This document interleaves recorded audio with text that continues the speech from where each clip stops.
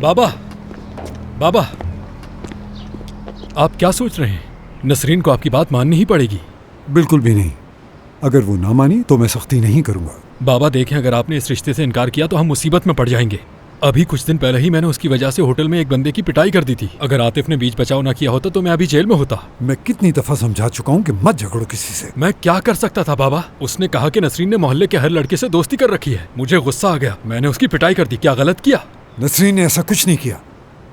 उस कैफे में बैठने वाला हर इंसान गंदा है। जानता हूँ, वहां के सारे लोग सुबह शाम बैठ के दूसरे लोगों की बुराइयां करते रहते हैं। तुम्हें भी मालूम है। बाबा, इसीलिए तो मैं चाहता हूँ कि उसकी शादी हो जाए, उसे भी सुकून मिल जाए और हमें भी।